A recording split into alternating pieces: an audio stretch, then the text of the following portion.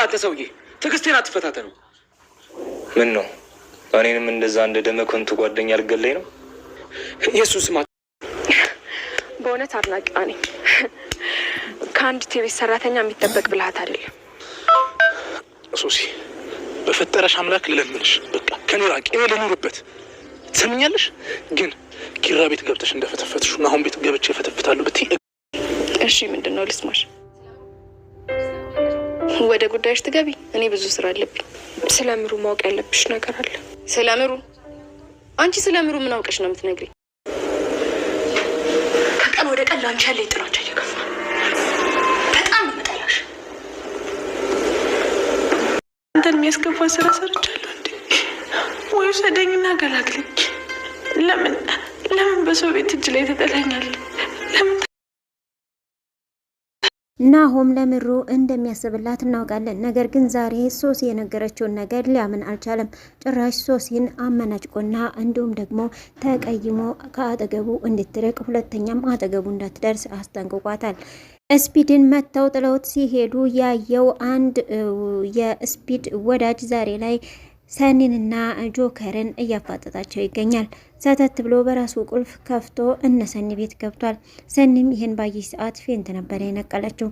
ሶሲ ናሆም ካላመነኝ ምናልባት ጽናት ልታምነኝ ትችላለች በማለት ወደ ጽናት ጋር ብታመራም ነገር ግን ጽናት አሁንም አንቺ አላምንሽም፣ በሰራተኛ እጅግ ጥላቻ ስላለብሽ የሰራተኞችን መብት አትገፊ፣ በቃ ሰርተን እንለወጥበት፣ አሁን ከዚህ ቤት ውጪ በማለት እንግዲህ ልታባረራ ችላለች።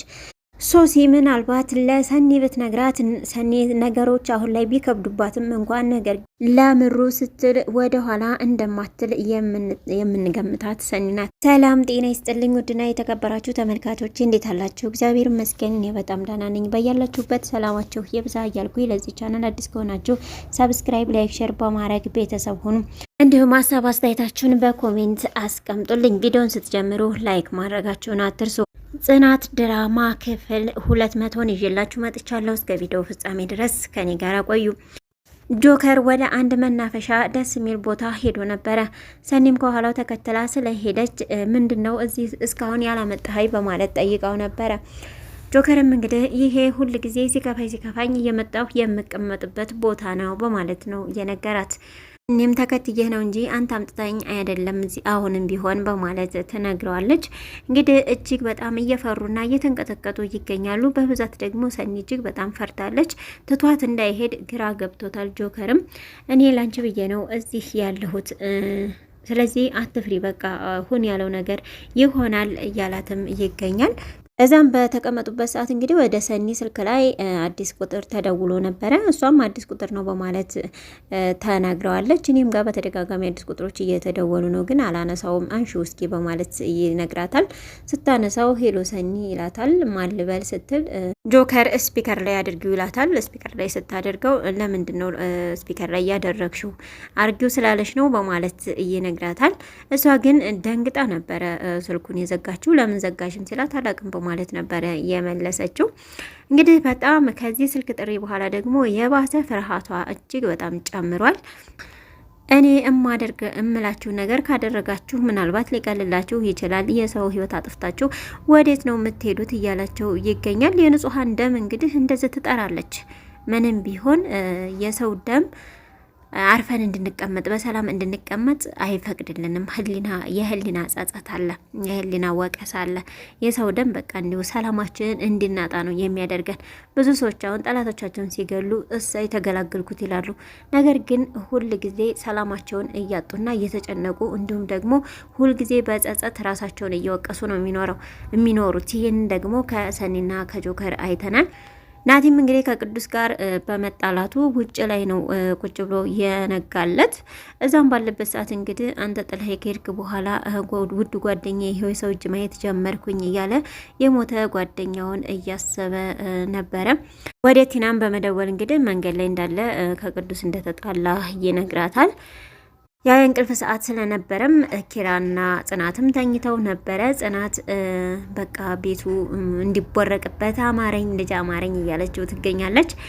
ኪራ ግን ቆይ ተረጋጊ፣ ያቋረጥሽውን ህልምሽን እንዲቀጥይ እፈልጋለሁ በማለት ነግሯታል። ምክንያቱም ትምህርቷን እና በፊት ስታልመው የነበረውን የህልም ዛሬ ላይ ለመቀጠል እንድትቀጥል ይነግራታል። ያቋረጥሽውን በሙሉ እንዲቀጥይ ይፈልጋለሁ በማለትም ነው የነገራት። ጽናትም እሱማ እኔም እፈልጋለሁ፣ ግን ደግሞ ልጆች ቢኖረን እጅግ በጣም ደስ ይለናል በማለት ጽናት ብትነግረውም ኪራ ግን ህልሞችሽን መጀመሪያ ማሳካት አለብሽ በማለት እንግዲህ ነግሯታል። ቲናም እንግዲህ ስልኩ ሲቋረጥባት ለነ ኪራ ትነግራቸዋለች። ጠርታ ነበር የነገረቻቸው። ከዛም በቃ ጧት እንግዲህ ሲነጋ እንፈልገዋለን በማለት ሲነጋም እንግዲህ ወደ ቤት መጥቷል። ለሽምግልናም ደግሞ ኪራና እንዲሁም ቲና ይዘውት ሄደው ነበረ። እኔ ልብሴን ይዤ ልሄድ ነው የመጣሁት፣ አልቀመጥም፣ እስካሁን ላደረግልኝ ነገር በሙሉ አመሰግናለሁ በማለት እንግዲህ ናቲ ለቅዱስን ያመሰግነዋል። ቅዱስም ትናንትና እኮ በስህተት ነው የተናገርኩ፣ ይቅርታ በቃ ተቀመጥ በማለት ነው የተናገረው። እኔና ቲና እኮ ልናስታርቅ ነበር የመጣ ነው፣ እናንተ እኮ ነገሩን ጨረሳችሁት በማለትም እንግዲህ ኪራ እየነገረው ነበረ። አንደኛ ቅዱስ እጅግ አሞት ስለነበረ ያው መተኛት አልቻለም። በዛ ላይ ደግሞ የሰላም ንደት ነበረ። ስንናደድ ደግሞ የምንወደው ላይ እና አጠገባችን ያለው ሰው ላይ ነው ንደታችን የምንወጣው። ያው ቅዱስ የሚያደረገው እንደዚሁ ነበረ። ንደቱን የተወጣው በናቲ ላይ ነበር። እነ ሰኒም ወደ ቤት ሄደው ያው መተኛት አልቻለችም ነበረ። እጅግ በጣም ፈርታ ነበር። በቃ እንዴት ገብቼ ልተኛ እያለችው ነበር ጆከርም እጅግ በቃ በመጨናነቁ በቃ እኔ ጸጉርሽን እየነካካው ላስተኛሽ ቢላትም ብቼን ተምፈራ ይሻለኛል በማለት ይተኛሉ። ጧትም ሲነሱ እንግዲህ የጠበቁት ነገር እጅግ በጣም የጠበቃቸው ነገር እጅግ በጣም ከባድ ነበረ።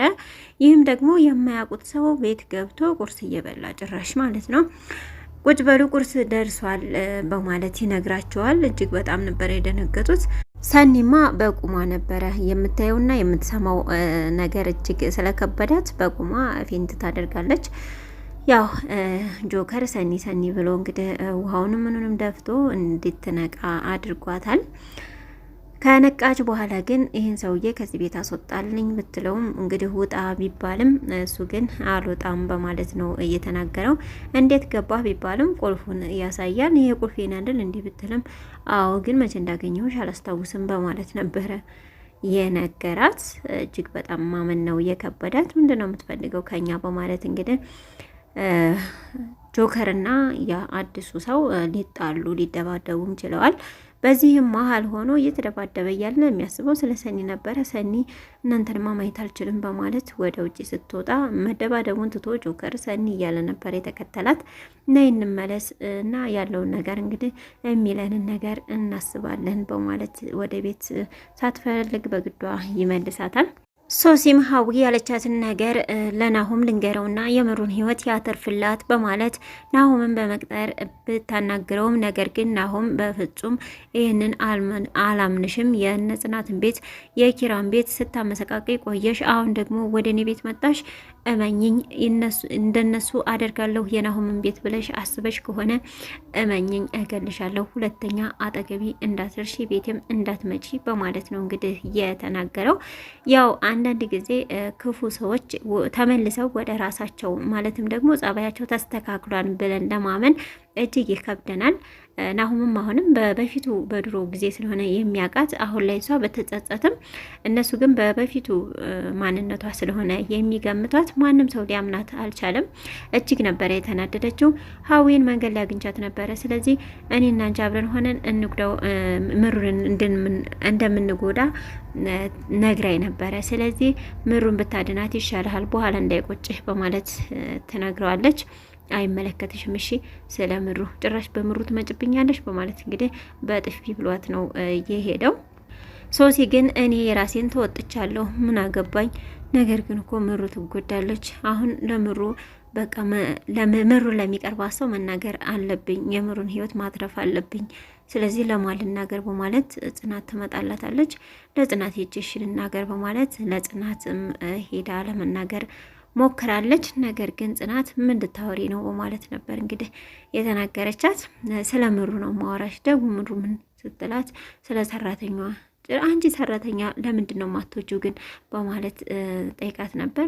ምን አረግን እኛ ሰራተኞች ሰርተን በበላን እንልወጥ ባለን ምን አጥፍተን ነው አንቺ ለሰራተኛ እንደዚህ አይነት ጥላቻ የምታሳድሪው? በማለት እንግዲህ ያረግሽውን ምረሳልሽ መሰለሽ እንዴ? በማለት አሁንም እኔ ይጠዘጥዘኛል ቁስሌ መድኃኒት ነው ብለሽ የሰጠሽኝን መርዝ እንዲሁም ደግሞ ልጄን ያንን እንድረሳልሽ ነው የምፈልጊው በማለት እንግዲህ አላምንሽም፣ አሁን ቤቴን ለቀሽ ውጪ በማለት ከቤት ታስወጣታለች። በጣም እጅግ ነበረ እሷም ያዘነችው። እንዴት ነው ሰው ለምንድን ነው የማያምነኝ በማለት እጅግ ግራ ተጋብታለች። ናሁምም ወደ ቤት በመምጣት እንግዲህ ሀዊን አግኝተሻት ነበር ወይ ሶሲን በማለት ይጠይቃታል። እሷ ግን አላገኘኋትም በማለት ድርቅ ብላ እንዳላገኘቻት አድርጋ ነበረ የተናገረችው። ነገር ግን መጨረሻ ላይ ተናግራለች። የተናገረችውም እንግዲህ ምሩን እንጉዳት ብላ ነው ብላ እሷ ያለቻትን በሶሲ አማይታ ተናገረች። ሂጂ አሁን ከዚህ ብሎ ወደ ቤት ያስገባታል። ሀዊም እንግዲህ ወደ ምሩ ጋር ትሄድና ግን ለምንድን ነው ሰው ላንቺ ይሄ ሁሉ ሰው የሚያዝንልሽ? ስትሰቃይ ማየት በጣም ነው ደስ የሚለኝ አለቅሽም እሺ እያለች አሁንም በምሩ ላይ ትዝታለች። ምሩም እንበዋ ሸፍ ብሎ ነበር። ጭራሽ ታለቅሽ አይቀርልሽም እሺ እያለቻት ነበረ። ምሩም እንግዲህ ከፈጣሪዋ ጋር እያወራኝ ነበረ። ለምንድን ነው ግን በሰው የምትፈትነኝ? ምን ያክል ብበድልህ ነው እያለች ከፈጣሪዋ ጋር እየተነጋገረች ትገኛለች። እኛ ግን የምሩ ስቃይ ይብቃ እያልን እንገኛለን። እስካሁን አብራችሁ ስለቆያችሁ እጅግ በጣም አመሰግናለሁ። ለዚህ ቻናል አዲስ ከሆናችሁ ሰብስክራይብ፣ ላይክ፣ ሼር ማድረጋችሁን አትርሱ። መልካም ጊዜ። ሰላም ለሀገራችን፣ ሰላም ለሕዝባችን ይሁን።